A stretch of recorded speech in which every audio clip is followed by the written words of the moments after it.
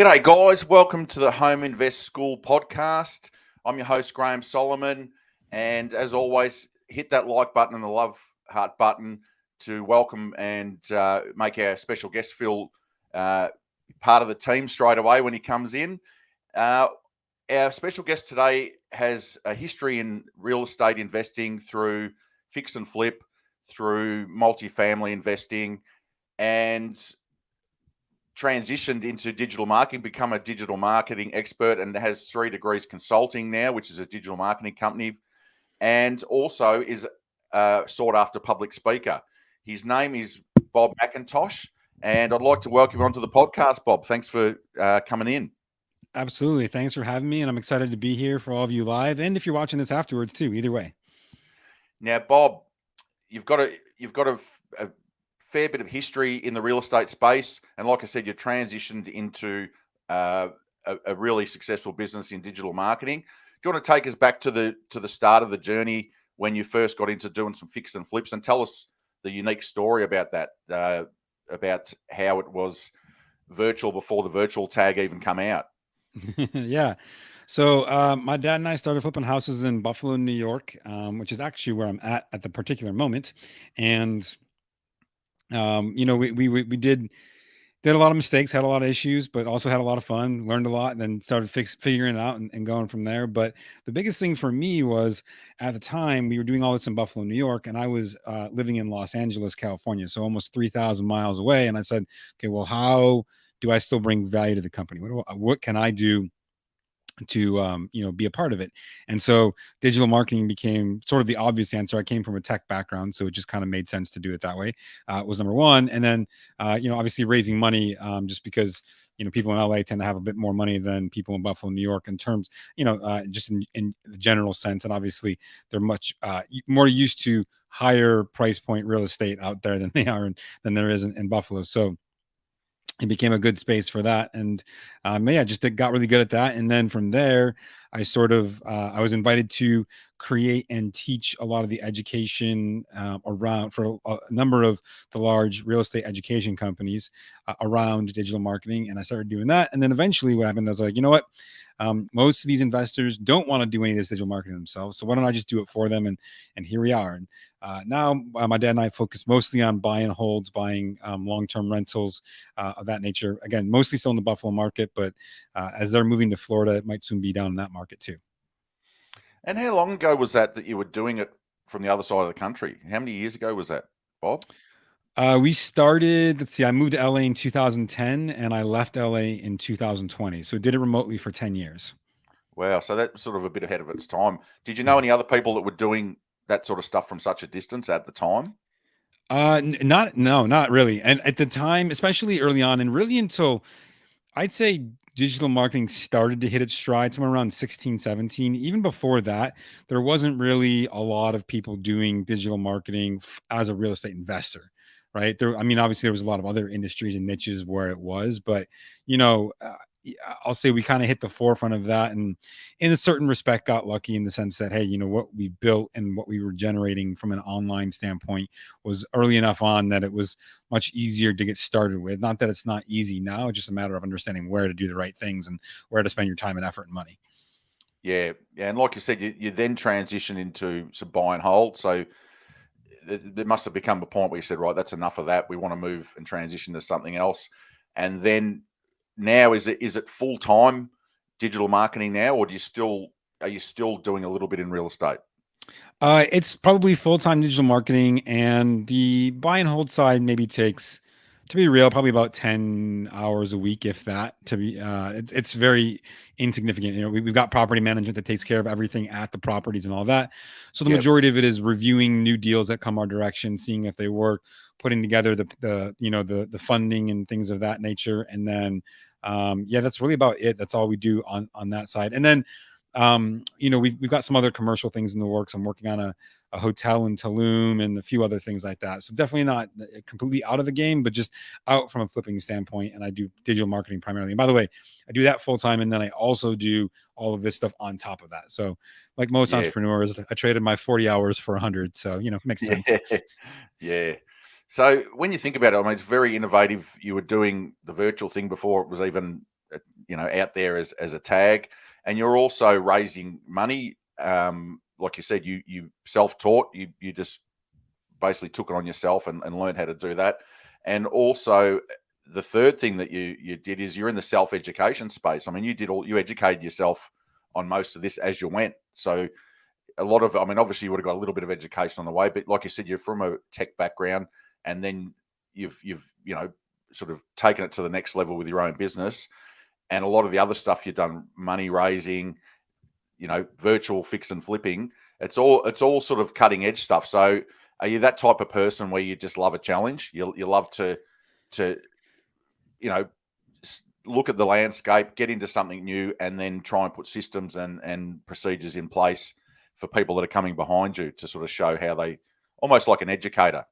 Yeah. I would say it's a bit of both, right? So a lot of my journey in real estate started with education. I've spent multiple six figures on, being educated, mentored, coached by, lots of people.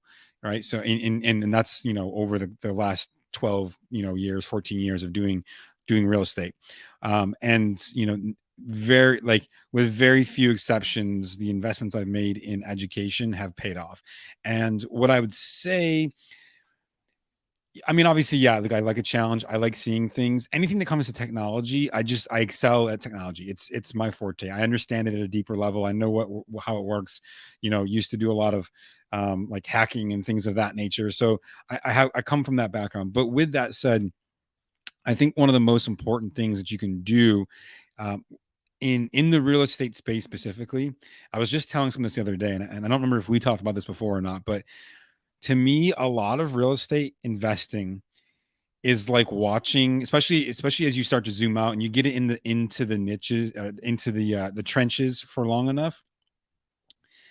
The community is very small, right? Real estate investing is one of the tiniest communities I've ever been a part of in terms of what it actually is. And it might not seem like that, especially if you're just getting started. But the reality is, there's not a ton of people that do real estate investing. There's probably more now than there ever has been. In my opinion, even that's still a fraction of what's out there. And so because of that, the investing community to me tends to be like horses with the blinders on, right? Like, they're moving forward and they might be moving at a fast pace, but they're always very unidirectional.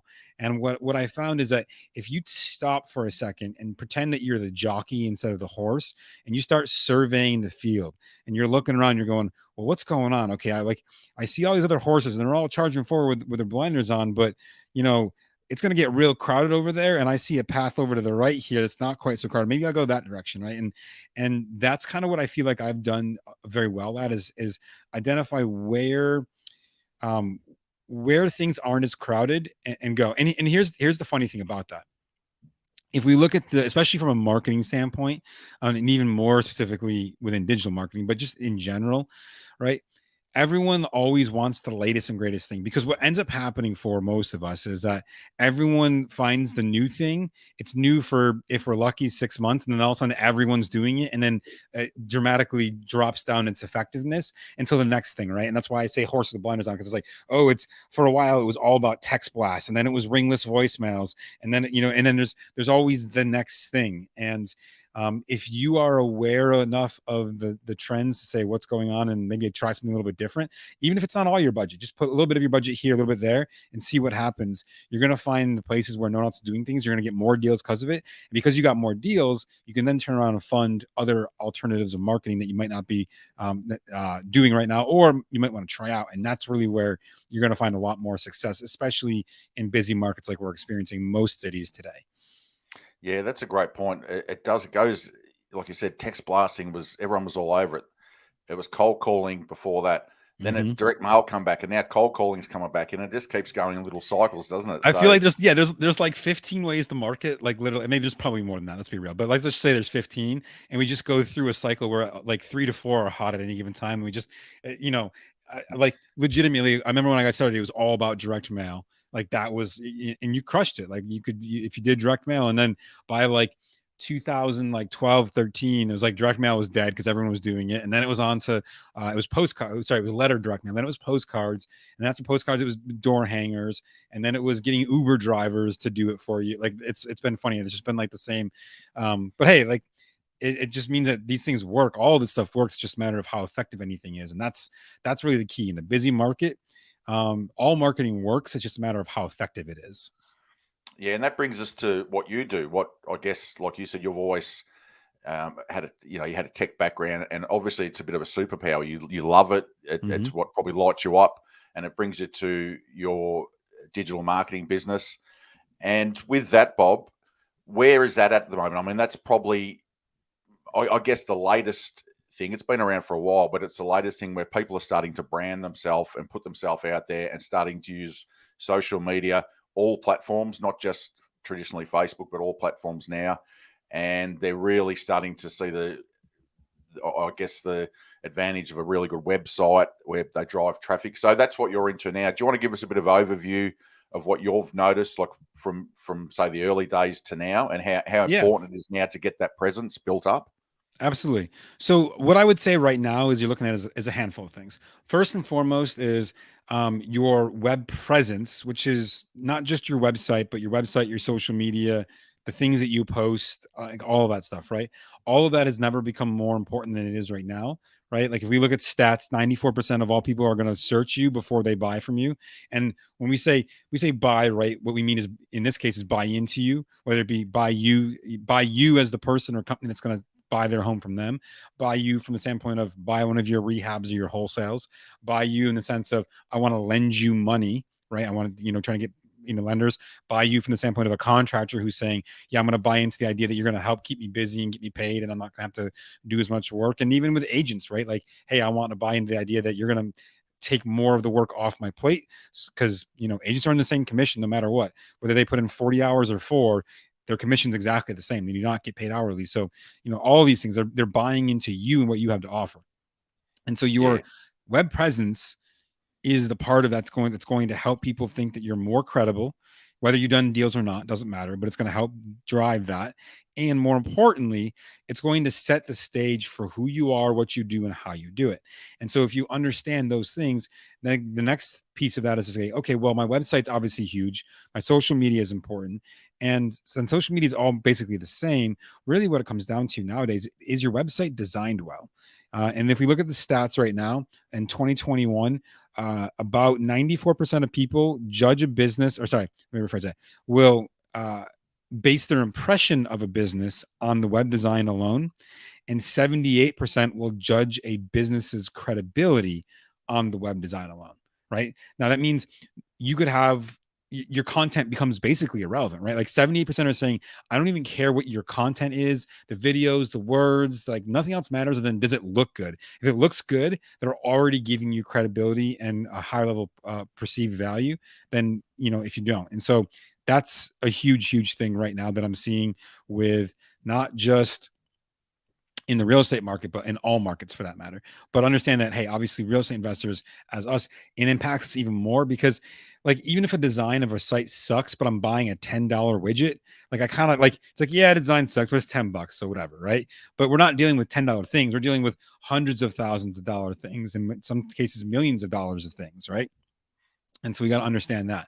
So that's number one. Number two is what we've seen from when I started real estate. On average, to get a seller, for example, it might take you between 6 and 7 touch points, right? 6 and 7. Now, back then, 2008, 9, 10, a lot of that was direct mail pieces, postcards, maybe a phone call if you had their information. But like even then, like skip tracing wasn't really a huge thing. Like you could do it, but it wasn't like super reliable. We didn't have text marketing. Email marketing was a thing, but not really. Like you could kind of do it, but it wasn't being done in the real estate space. So like touch points often meant more direct mail pieces, or like literally seeing like more bandit signs, or like physically seeing something. So what's changed though between then and now is that we went from 6 to 7 when I started to now it's closer to 14 touch points before someone will want to pull a trigger with you. And that's the biggest mistake that I see investors making right now, is that their marketing is not based around a 14 touch point anticipation, right? Maybe it only takes you 4 or 5 or 8 or 9, right? You don't need all 14 all the time. But if we know that on average is 14 touch points is what it's taking to convert someone, my question to you is, if you're watching or listening to this right now, is your marketing set up to do 14 touch points? And my guess is probably not, because most people's is not. And so if it's not, then your next question is, okay, that's all fine and dandy. I'd like to have 14 touch points, but how do I get there? And that's where a lot of what we do comes in handy, which is, do you have your social and web set up? Do you have text marketing that is following up with them and email marketing that's following up with them? Because those are touch points. They can get us closer to the 14 that we need to, but they can also be automated, and it can be, it's like sort of a set it and forget it, right? Like I just drop them in and it gets good to go until they call me back and say, yeah, I'm ready to pull the trigger. And because of those reasons, even though we need more touch points now, it's never been easier to automate and take less time to achieve more touch points. Yeah, so you can automate the first so many touch points with text messages, a follow-up email, well, even at the same, roughly the same in a sequence in a couple of days, messenger messages.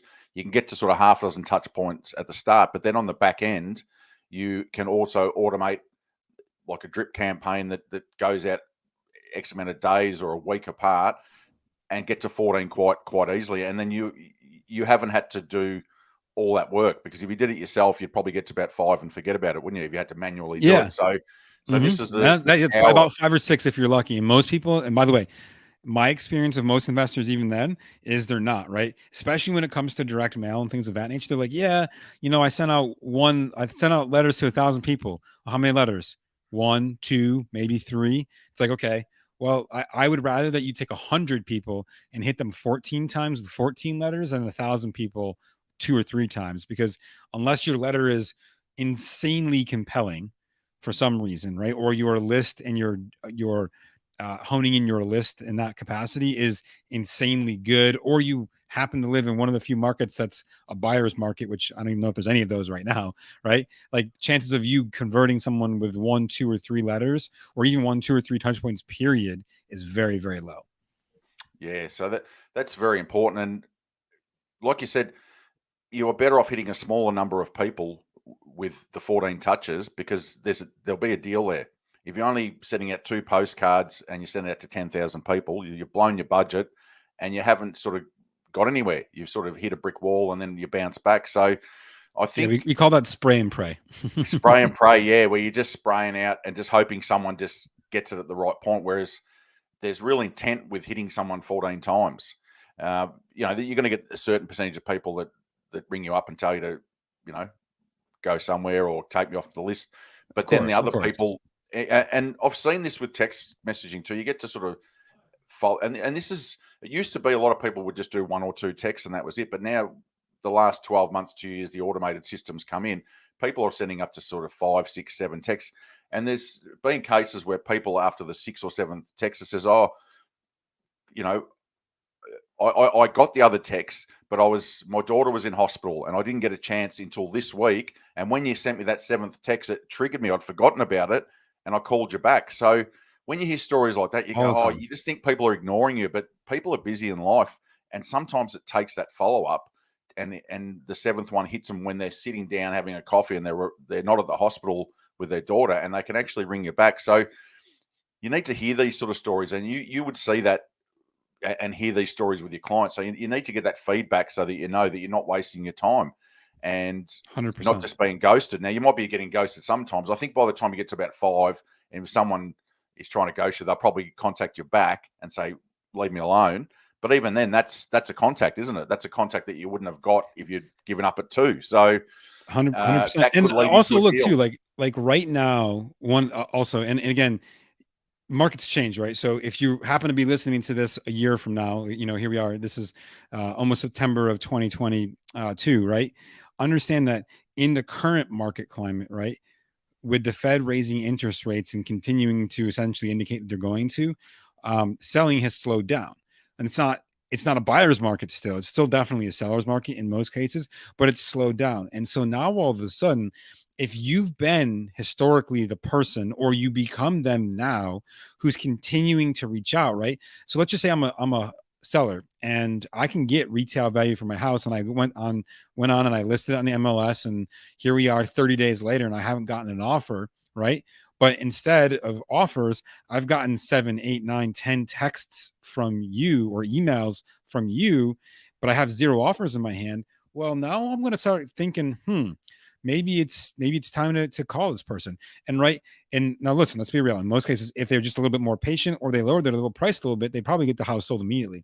But most cases, people don't have patience for that. And so now it's, well, I'm not getting anything from over here on the MLS. Maybe I should call this guy or this woman who's been messaging me and wants to buy my house because they are obviously interested, and let's talk, right?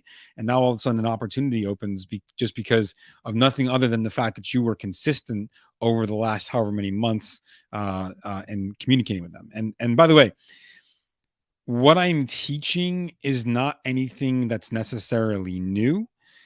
It's new in the sense that text marketing, email marketing is relatively new, and the ability to automate and drip those out is a little bit new. But I was just having a conversation a few months ago with a good friend of mine who's probably one of the most successful guys when it comes to direct mail, like that I know of in the country for sure. And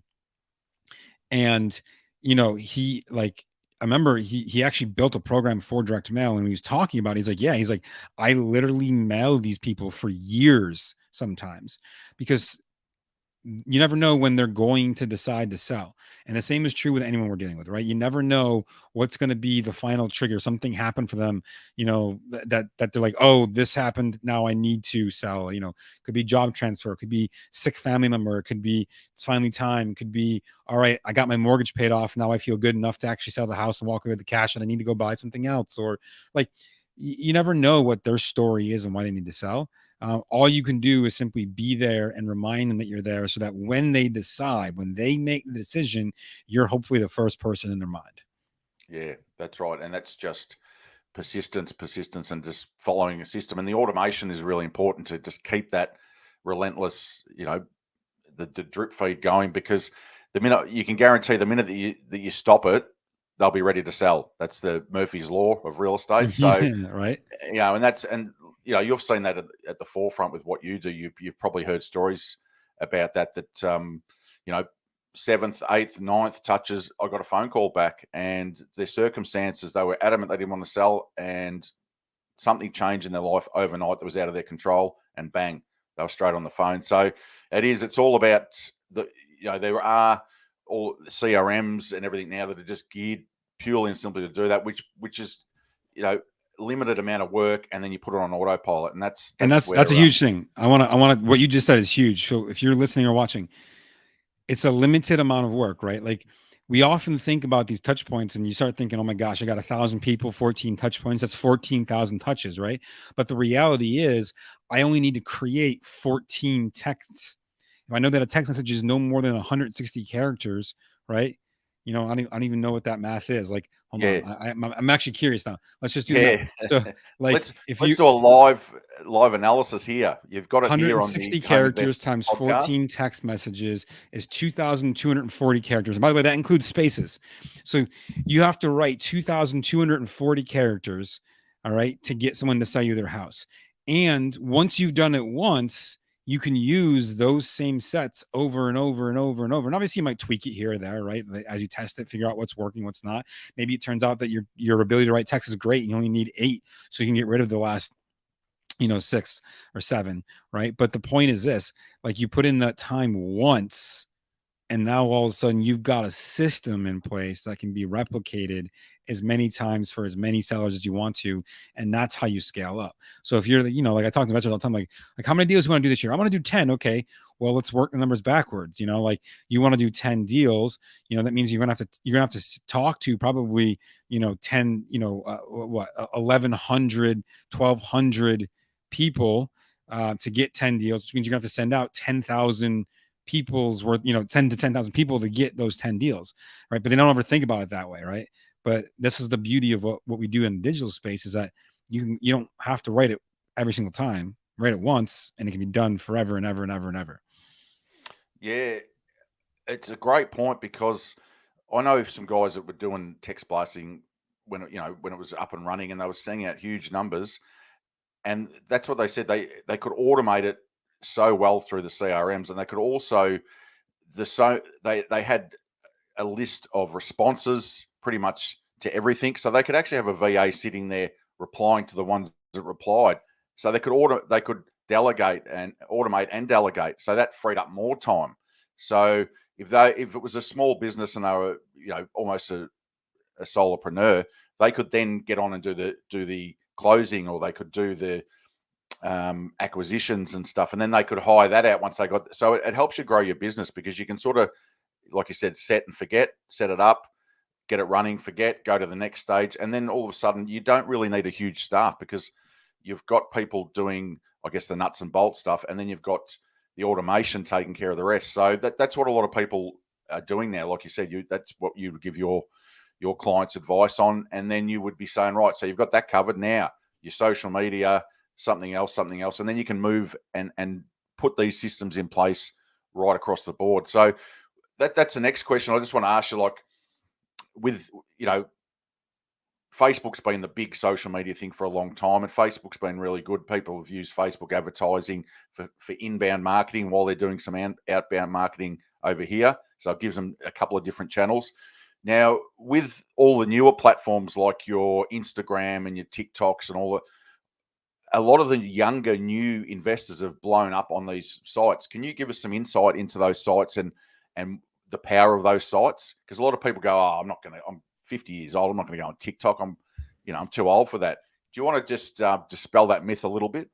Yeah, I would absolutely love to. So, a couple of things have always been true about social media, always will be true, and I'm going to put some caveats around a couple of things.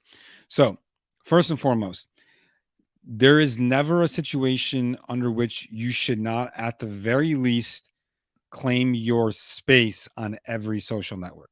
So if you go to any social network, literally pick one, any one of them, even the obscure ones, you'll find me there at the Bob McIntosh, right? Now, you may not see me post there. I probably won't respond to your like if you hit me up on Parler, I'm probably not going to respond because I don't ever log into Parler. But you know what I did do? The moment that they announced Parler was going to be a thing, I said, you know what? Let me go get my account, claim my username. So now I've got it. So that if it ever does become a thing, or I ever do decide I want to have it, I can have my same handle as many places as possible. And further, on almost all of these platforms, I have the ability to include a link back to my website or wherever I want to. So now, even if I'm not posting there, they still find me there, right? Maybe they go and they look at my website and they go that direction, right? So it opens the opportunity for that to happen, right? Number two, every single generation said, "Oh, I'm not going to use insert platform here because I'm insert some description of themselves here." Every single one, right? I remember a conversation with my dad at one point in time. He's like, "I'm not going to get on Facebook. That's just stupid people posting pictures of their food." And now I can't get him off on Facebook. He's on there constantly, right?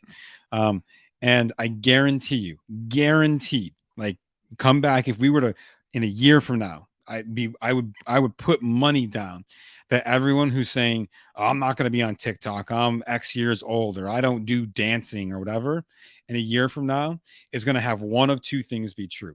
Either number one, they're going to be on TikTok and they're going to go, "Yep, I should have gotten on here, whatever, sooner or whatever." Or number two, they're going to be going, "I'm still not, and I've watched everyone else surpass me on social, and I don't understand why."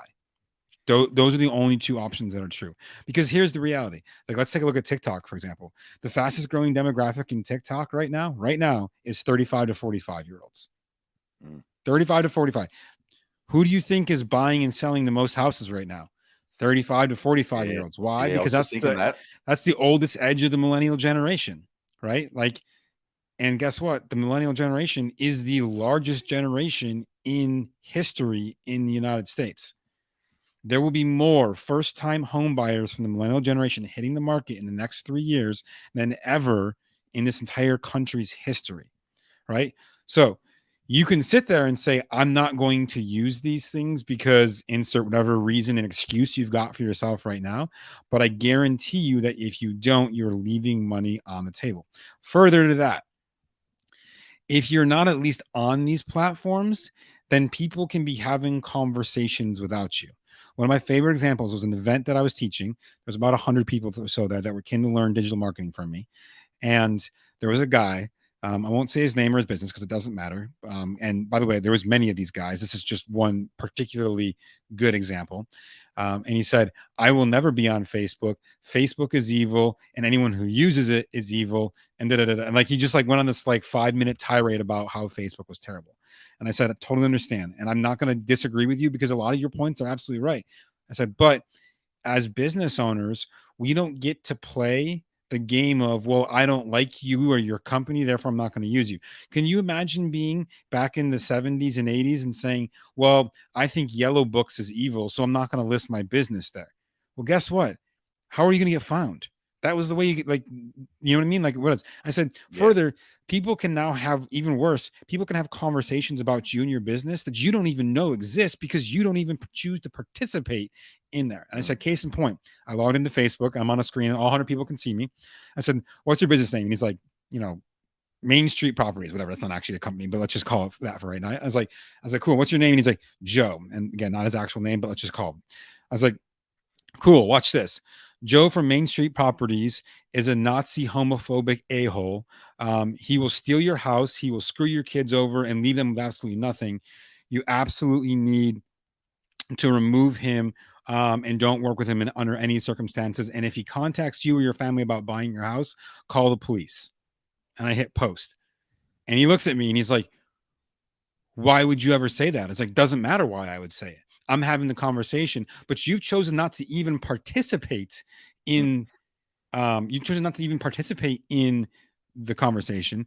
And so because you're not even participating in the conversation, you have absolutely no say in what goes on with it. You can't even redirect the conversation or defend yourself.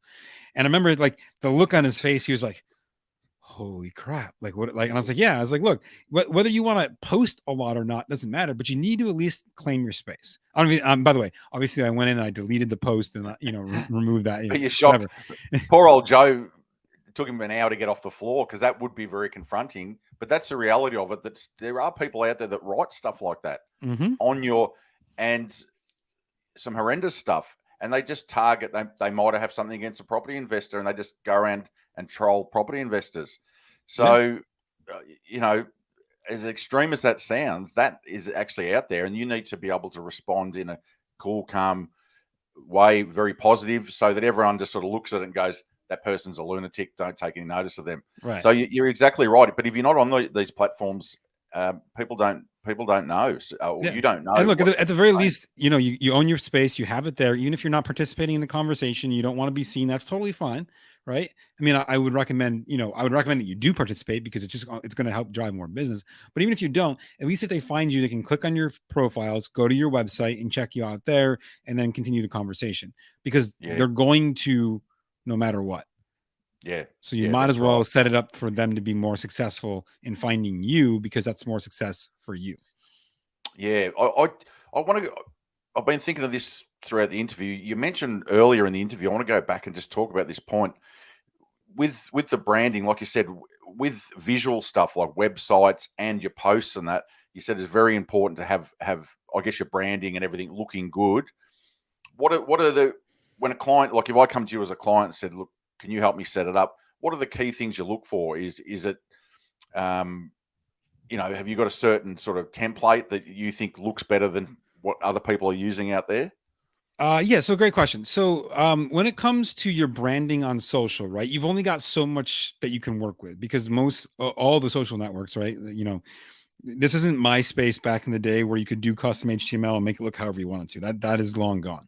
Yeah. But what is there is almost always the ability for you to customize certain facets. And it could be your profile picture, a cover photo, it could be adding like your company name and phone number and, email and website and things like that. Right. So my rule of thumb is this. I don't really care. I don't believe in templates for social media for that kind of stuff. And here's why. Make it authentic, make it look like whatever's going to make you work. Right. Like, is there themes that I follow? Sure. Like usually I'll have my logo someplace. It's obviously in my colors. I try to include either a picture of a house that I've done or maybe a picture of the city that I operate in or some monument or, identifiable object in the city so that if they're in my area, they go, oh, look, that's downtown Buffalo. I know what that is. Right. Like, things like that. Right. But as far as a template, no, whatever's going to look good to you, it really doesn't matter. By the way, go to Fiverr, Fiverr.com. If you're not familiar with it, great site. You can get someone to custom make literally all of the social media, like cover photos and all that stuff for usually between $5 and $30. Right. So very inexpensive for someone to go do all of that for you. And most importantly is this: all of the social networks offer you the opportunity to usually put your business name or your personal name. And I'll cover personal brand versus business brand in a second, because I think that's important. But your business name or your personal name, right? Your job title or whatever whatever you do, which I always try to make mine creative, right? I don't just say real estate investor, right? I usually say like freedom creator or something of that nature. Because if you think about it, right, like as a freedom creator, I'm creating freedom for sellers from their house. I'm creating freedom from buyers from being in the rental servitude. I'm creating freedom for investors who are buying my great deals and making money. I'm creating freedom for my private money lenders because they don't have to do anything and earn great rates. Like, so something like that, right? And then fill out whatever information, usually a description, website, phone number. Like if they offer you a spot to put information about you or your business in, take advantage of every single one of those spots. Fill out something. Doesn't have to be crazy, doesn't have to be insane. You don't have to go write, a novel about yourself, but keep it short, simple, and to the point usually, but let people know about who you are, what you do, and how you do it, because they don't know anything about you. This is going to be their first introduction into your company. So let them know all those things, right? And then just make sure that your branding and all that is on point as possible. Now, where things get a little bit different and we kind of go in two directions is personal brand versus business brand. And I do want to talk about these. A personal brand is going to trump a business brand all day long, right? Because people want to work with people, particularly when it comes to buying or selling one of the most expensive things that they're ever going to buy or sell in their life. Like they want to work with someone that they trust. So if you are comfortable with being the face of your brand, then I would always recommend building you as the face of your brand. Or if you're like a husband-wife team, it's the two of you. If it's whatever, if you got business partners, either someone or all of you become the face of the team. But have people in the forefront, because it will work better, because people want to work with other people, right? I guarantee you there's, on the content of that is, I guarantee you there's someone out there going, ugh, gingers, I'm not selling my house to that guy, right? And that's okay, because there's also someone who's going, I like a redhead, I'll sell him over somebody else, and that's cool. But more importantly, we as human beings get a general gut feeling about someone, and so if it's easier to build the bridge to trust when they've already got a good gut feeling about us. So that's number one. Now, with that said, I always recommend having a personal brand page, which means, so for example, you'll find me at the Bob McIntosh on all the platforms, right? Now, on some of the platforms where I care more to have it, I'm also going to have my business account, like Facebook and Instagram. Why? Because I run ads there, so I need to have a business. Like for 3 Degrees Consulting, you'll see one for Arcane Properties, our real estate business. Like I have my businesses there as well. But what you'll notice if you go to all of them is, while I'm there, I've claimed my space, I've got the username or handle, and I've got all my information there. There's very, very few posts in most of those, because generally speaking, I focus on me being the one that's posting. And the reason for that is, A, it's just easier, right? I don't want to manage 15 different businesses and posting to 15 different places. It's just not something I care to do. B, because I've put myself as the face of most of these, I can talk about all the things I'm doing, and most everyone will go, oh, okay, great. Let me work with you. Let me talk about you. Now, the other thing that I'd always recommend is, for real estate investors especially, is include your logo, usually in like your cover photo or something like that, and then put a picture of you as the profile photo. Because again, this helps with that person-to-person connection, so that if you message them, or because usually the first thing they see is you're going to be your profile photo, whether it be a small version when you comment or on your page or whatever. So if they're seeing that small version of your face, it's already building a bridge of, oh, this is a human being, right? I want to work with another human being. So that's sort of my high-level recommendations when it comes to that. Yeah, and that's sort of come full circle again now, isn't it? People want to work with people. They're sick of the big corporate type images, and it's great to have, like you said, nice brand, your logos and all that, but you've got to have a bit of that personal touch. So what you're talking about there, Bob, is, you've got your Facebook business page, but you've got your personal account where it's got your picture, and your photo I'll have yourself. my personal account, but I'll also have a business page for me as a person too. Oh, okay. Yep. Right. Yep. Like, so if you go to any, like my Facebook personal account is facebook.com/bmacintosh. But if you go to all my business pages are all the Bob McIntosh. And the reason for that, by the way, is because if you go to thebobmacintosh.com, that's my website. So it all ties in together, right? It all ties in together. Yeah. But more importantly, look, business pages aren't as important as they used to be outside of running advertising, particularly on Facebook and Instagram. But the point is just be seen as you. You'll do better. Yeah. And then, like you said, you can wear a couple of hats then, can't you? You can be a podcaster, a public speaker, an investor, a digital marketer. You can wear a fair few hats, and people probably applaud that. They say, "Oh wow, he's a busy guy. I want to work with a busy guy because he gets things done." So yeah, I see what you mean. That sort of really, gives that personality and that personal touch across all the businesses that you're doing. So that's great advice, Bob. Thanks for that. I feel like I need to pay you a consulting fee because it's like I'm getting a free lesson here, which is great for the audience to be able to watch. I'll send my Venmo. Yeah. No, but one thing too, and I want to point this out is you've probably noticed if you're an investor in pretty much every city I've been to, and I've been to a lot of cities, all but 6 states in this country, right?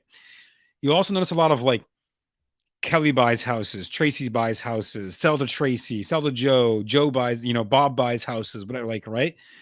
And do you want to know, you see so many of those is because it works, because you're associating a person to a business, even though 99% of the time in my experience, they're not selling, like if it's Bob buys houses, they're not selling to Bob buys houses LLC. They're selling to, Comprehensive Real Estate Solutions of Lockport LLC or whatever it is. Right. But the branding is all done as, here's a person who's going to help you do that. And that's totally fine too. Why? Because it's associating a human being with something that oftentimes is not. And so it stands out and it works better. Yeah. And a lot of times it's been found that a female name works even better than the husband's name. It does. I hate it. Like as a guy, I'm like, oh, right. Like if I was a hot girl on Instagram, like man, with my brain, I could crush it, but wasn't born with that. So I'll take my genetic lottery either way. Yeah. But it's funny the way that works. It's obviously comfortability. It's people feeling comfortable with a human being. And that's what you've been talking about here is, there's a picture of a Southern woman with an apple pie, Joan does houses in, Alabama or whatever, and it's just more comfortable for people. And they, especially if a woman's reaching out, she's by herself at the house. It's all of those things go through people's mind, and that's where you've got to actually sort of, instead of having this big corporate conglomerate name that's going to come down and crush this person, that's what they would be thinking. You've got a nice, warm, personal touch to your 100%. Branding. So, no, that's awesome. All right, well, I'll wrap it up. I'll just, with your touch points, you've mentioned a couple of times at the Bob McIntosh. That's all it is, and it's not .com. It's just at the Bob McIntosh. That's your tag that goes across. Yeah. So you can find me, right? I'm the only 6'3" bright red hair guy. But yeah. So it's like facebook.com/thebobmcintosh, instagram.com/thebob/thebobmcintosh, twitter.com/thebobmcintosh, youtube.com/c, because you have to put a C in for channel, I guess, /thebobmcintosh. But you find me there pretty much anywhere. Or if you're not sure where to find me, just go to thebobmcintosh.com. All my information's there. You can connect with me there too. Yeah. So people can reach out to you.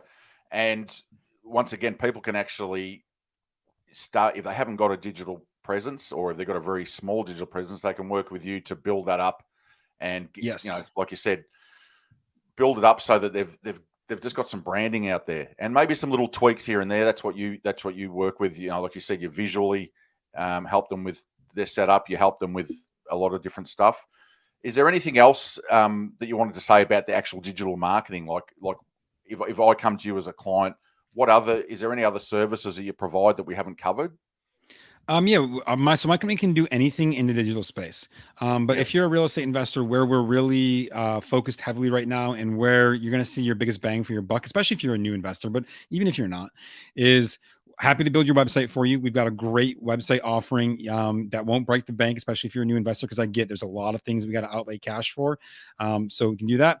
And then honestly, We do a CRM. We have our own CRM that's designed for real estate investors. So we'd be happy to talk to you about that. And you can get 2 weeks for free with that just to check it out and see if you want. And then look, if you need help in the social realm, social media, anything of that, really anything in the digital space at all, just reach out and contact us. And you can also email me directly. My email is simply Bob, B-O-B, at go, the number 3, dc.com. So go3dc.com, or any of my social networks, or my website has a form too. I've made it as easy as possible for you to get a hold of me, because at the end of the day, look, I want to help you grow your business. And because I know if I do that, you'll be with me forever. And so that's my goal. Yeah. Awesome. Oh, well, actually, one last question. I'll just ask one last question before I let you go. I was thinking about the public speaking. Now, that's one of people's biggest phobias. Were you like that, and you had to push yourself to do that, or were you always someone that could speak in front of people? Oh, no. My first time on stage, I got called on stage to share a huge win that I had in the digital marketing space, and there was about 500 people in the room, and it's fun. I couldn't. Well, first and foremost, he's like, "Hey, I'm gonna call you up on stage." I was like, "No, no, no, no, no, no, no." Like I like freaked out, right? And then he did, but of course, like then what are you supposed to do? Like I was like, "Do I walk out of the room?" Like I guess I could. I'm in the back of the room. Like you're not gonna be able to stop me. And then they're like, "No, come on up," and everyone's like cheering you, and you're like, okay. And legit had an out of body experience. And if you told me prior to that moment that those were real, I would have called you full of BS and said, no, they're not real, but legit had an out of body experience. Could not tell you what I said from stage that first time. No idea. But what I know is You're this: floating. I felt I was looking down on me, watching myself from above, and I felt an overwhelming sense of rightness. I was doing what I was supposed to be doing, how I was supposed to be doing it, with the people I was supposed to be doing it with. Like it was just like the universe had opened up and said, "This is your purpose in life." And I knew from that moment on that I needed to pursue that in a way, in whatever way possible. And I guess it worked. And whatever I said must have been good, because I spent like the next 3 hours standing next to the stage answering questions for people one on one. So whatever I said must have been good. So you were good at it. It come natural. You felt those feelings, but you Oh, still, no. Let's. I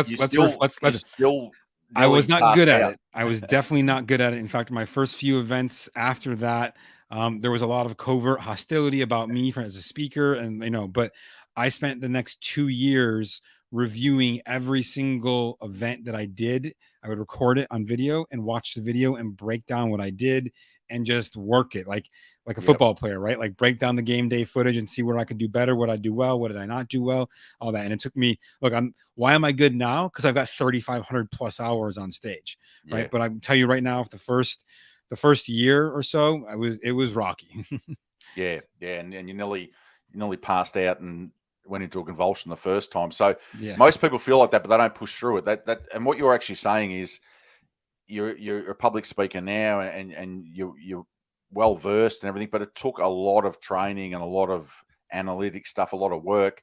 And it was the same with the podcasting with you. Did you start off, like freaking out, and then The podcasting was easier because I didn't start I didn't start doing like hopping on podcasts and even doing my own podcast until years after speaking. So it kind of flows naturally in that context. But with that said, it's still, I still get a little, maybe butterflies in my stomach whenever I'm doing a podcast, right? Because especially like then you're streaming it out live, right? You never know what's yeah, going to happen. At least if I'm doing a pre-recorded, I can always cut out the bad things, but you never that's know. right.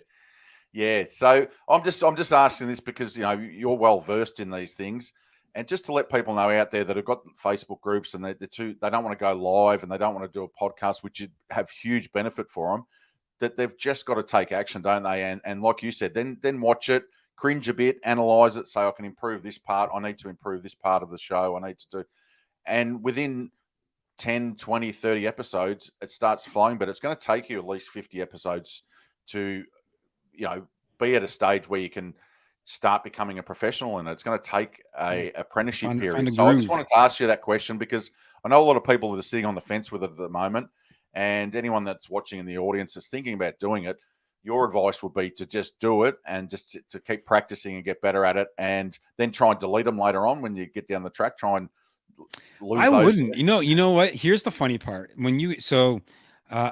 hosted my own event, my own 3-day event last year, and we were talking about video, and a question came through. They're like, Bob, you're so polished and good with this. Is amazing. Like, I couldn't possibly do this because I'm terrible on video, whatever. And I was like, hey, you know what? And I actually pulled it up and Graham, I'll find the video and I'll send it to you just so you can see. And That'd be listeners, if awesome. you're listening or you want to see it, I'll send you the very first video I ever made for an opt-in for our very first digital product, and it's terrible, terrible. Like the lighting is bad. Okay, so like first and foremost, like I was basically broke, right? I didn't have a ton of money then. So like my studio setup, no joke, was a Kodak ZI-8. I don't even know if you remember those things or not, but that was before smartphones like were a thing really. Like you didn't have cameras on them. So you bought like if you remember the flip cameras, it was like one of those. It was Kodak's version of a flip cam, right? I bought a mini tripod because it was less expensive than a full-size tripod. And then I found a used step ladder in the trash, which I grabbed that and I set my mini tripod on that. And then I bought two 300 watt compact fluorescent bulbs because they were cheaper and bright. And I literally duct taped them to the side of the ladder. And that was my first home studio, right? Because like ring lights were not a thing. Like all the stuff that we have now, like that was not a thing, right? And then I stood in front of a blank like wall with this like terrible lighting. It's a joke how bad that video was, and yet that video went on my sales page and still helped me sell 20 grand of our very first digital product that I ever did. So don't stress about if it's good or bad. Like it's gonna suck. But now you get to go back and show those when you're good and go look at how far I've come. Look at what I've done. Look at where we're at, right? And listen to any podcaster. Go listen to like John Lee Dumas. Go listen to Marie Forleo, or watch any like what their stuff was so bad to start with. Compared to what it is now, it's not even funny. It's like, how do they even do anything? Like, how do they get any subscribers back then? But the reality is, even if you suck now, it's also cool to see your journey and know how much you've grown. Because a lot of times you don't take the time to look back and go, man, wow, I really did come pretty far with this, huh? Yeah, and I guess it's a great teaching point for you with people now that you can say, well, this is where I came from. You need to make a start because you can do the same. I mean, you could actually become a coach in that area, in public speaking and in podcasting down the track. You never know. So you've got all that footage to say, well, hey guys, here's lesson number one. Have a look at this, and then that's how I guess people learn is by seeing the experts where they started off, because everyone has to start off as a rookie sometime. It's whether it's real estate investing, whether it's a podcast, or it's public speaking, whatever it is, you've got to start off. There's always the master and there's always the apprentice.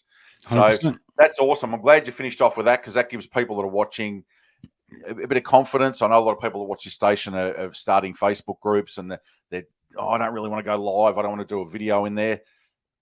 Bob's just said, go for it, and then critique what you're doing and just get better and better. So great advice. Now I'll let you go, Bob. I know you're very busy. You've been here, there, and everywhere.